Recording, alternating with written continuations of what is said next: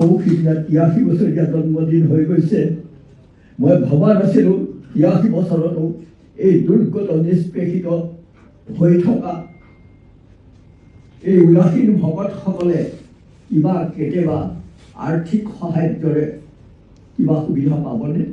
এয়া 16 বছৰ হৈ আছে। যুগ যুগ বাগৰি গ'ল। সত্ৰৰ অৱস্থা দিনে দিনে জহি খহি গ'ল। কিন্তু নিউটনৰ সন্মুখত আপেলটো পৰাৰ লগে লগে যিদৰে আমাৰ মধ্যাকৰ্ষণ শক্তিৰ সৃষ্টি হ'ল, সেইদৰে হিমন্ত বিশ্ব শৰ্মাদেৱৰ যেতিয়া সত্ৰসমূহ দৰ্শনত আহি সত্ৰ আয়োগ গঠন হ'ল, সত্ৰৰ হাজাৰ হাজাৰ বিঘা মাটিৰ পৰা অচিনাকি মানুহ খেদি পঠিয়ালে আৰু সত্ৰই পুনৰ ঠন ধৰাত সাৰ পানী যোগালে। আজি ইমুখ শদিয়াৰ পৰা ধুবুৰীলে সকলো সত্ৰৰে উন্নতি, লগতে কমলাবাৰী সত্ৰখন একেবাৰে কংগ্ৰেছ বৰ্জিত। মই কামকেই কৈ দিছোঁ হৈ আছিলে।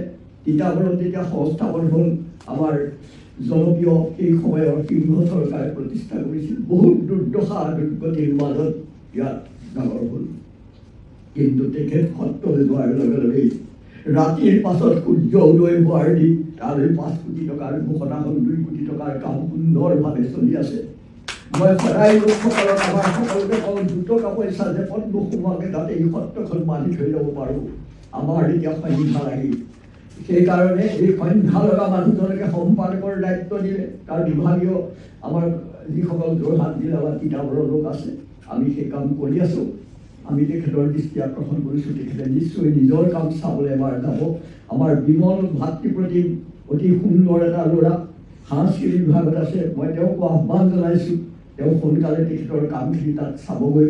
কেনেকৈ আমাৰ বিভাগীয় তিতাবৰীয়া আমাৰ অফিচাৰসকলে কাম কৰিছে, যথেষ্ট এটা পৰিয়ালৰ দৰে কাম কৰিছে তেখেতৰ নেতৃত্বাধীন কৰ্মচাৰীসকলে।